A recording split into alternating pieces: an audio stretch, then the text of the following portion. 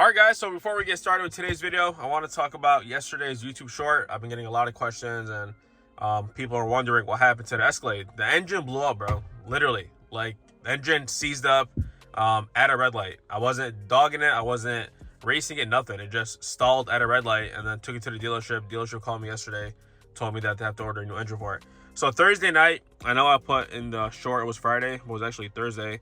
10:30 at night. I'm making a left from Michigan Ave to Greenfield, which is that light over there. Not even 30 feet. See where that police truck is right there? The truck stalled right there. And then it rolled up to where you see it now.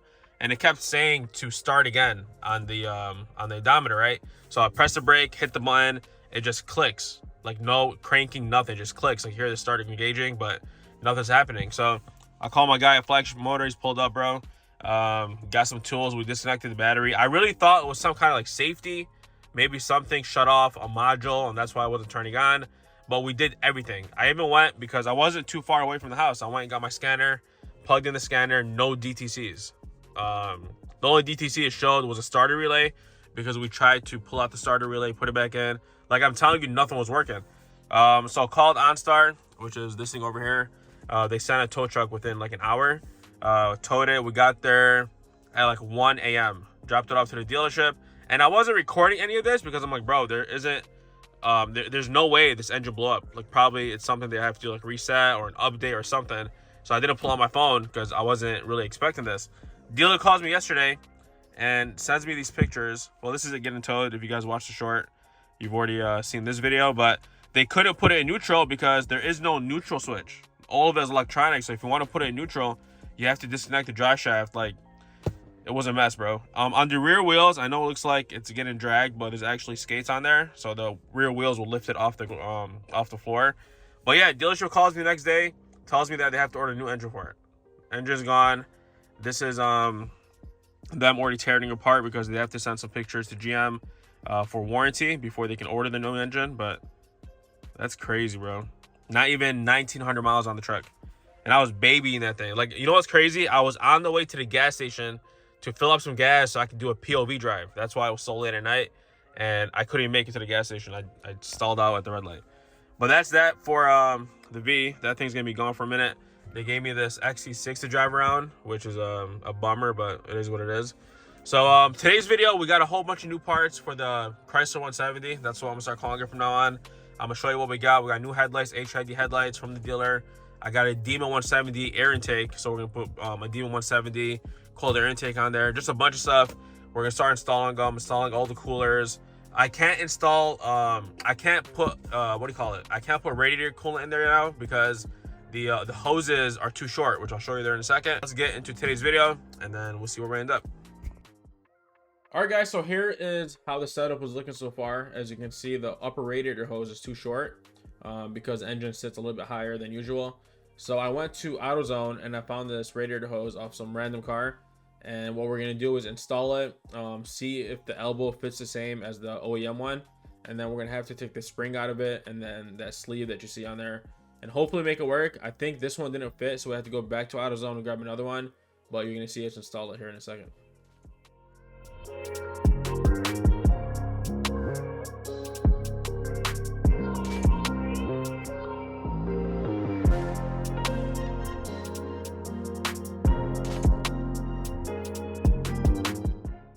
Alright guys, so like I said, this hose didn't end up working. As you can see where the elbow is at, there's this ugly kink in there. So I went back to AutoZone, grabbed another radiator hose, and this one ended up working perfectly because it has that perfect bend that goes straight to the thermostat housing. So I took the spring out of the old hose that we bought from the dealer, which is this thing over here. This thing prevents it from like sucking itself in under pressure.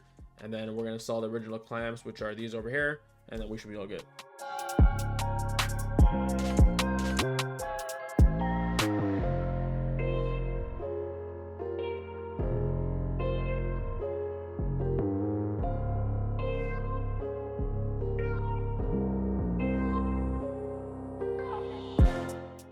So now after we fit it, everything fits perfectly fine. We took it back off just to fit the sleeve back on here. I'm honestly not sure what that sleeve does 100%, but we're gonna put it back on there so everything looks OEM and then move on to the next part.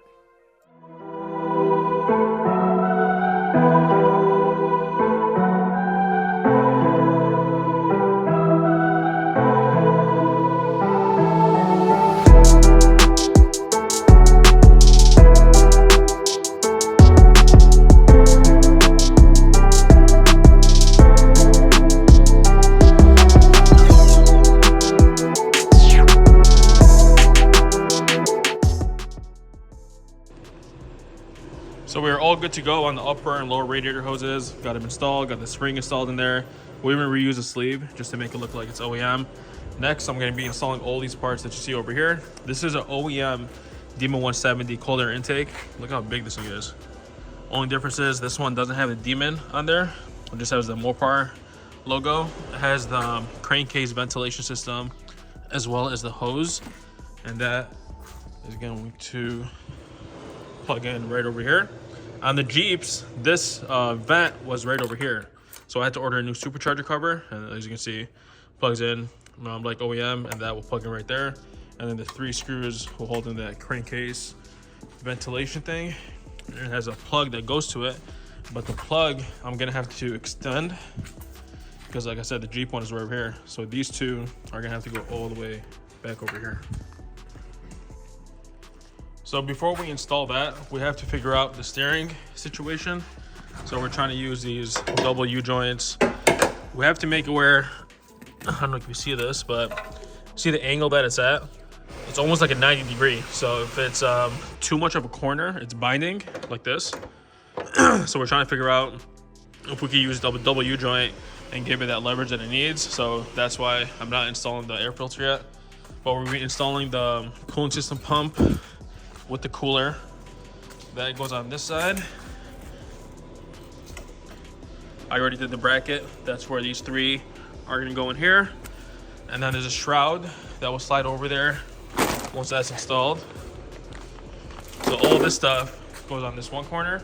And then there's a hose that will go, where's it at? There's a hose that goes right here. So this hose will go right here on the cooler. So once it's installed, I'll show you guys how that looks. And then we have the oil cooler. So the oil cooler off the Trackhawk is the same for the Chargers and Challengers. This is the bracket for it.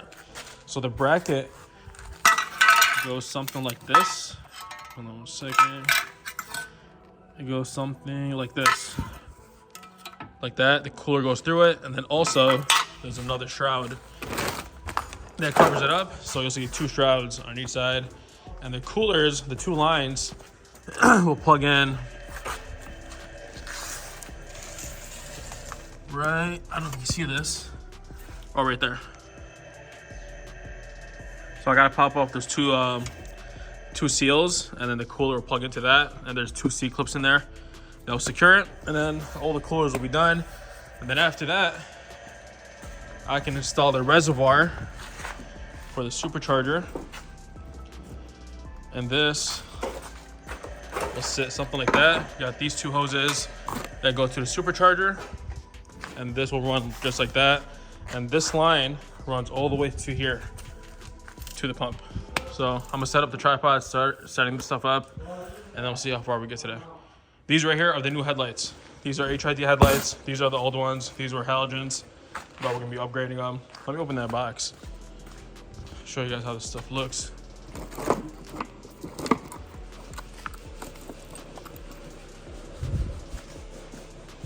And then at the end of the video, hopefully get a first startup. I already put oil in it yesterday. Look at that.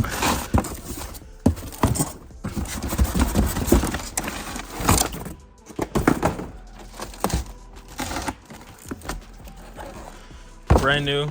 These were almost 1,500 bucks.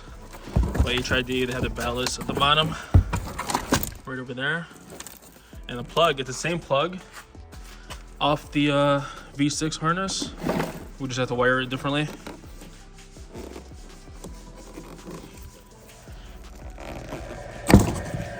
So this plug in here just fine. And I'll wire them up and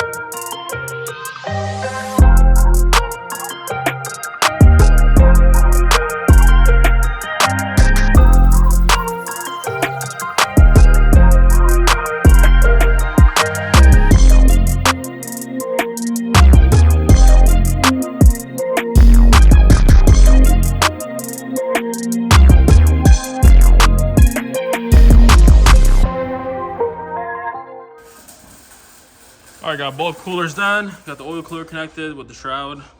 Supercharger's done with the pump and the cooler. As you can see, these hoses run all the way down, all the way across. One goes here, one goes to the cooler, right over there, and then it goes to the supercharger. I can't top it off with coolant yet because I'm missing 2 of the hoses that go to the firewall, but we should be able to start it. I just checked the oil, it's full, and now I have to put this in, and we should be good to go. Yeah, I'll put it out right now.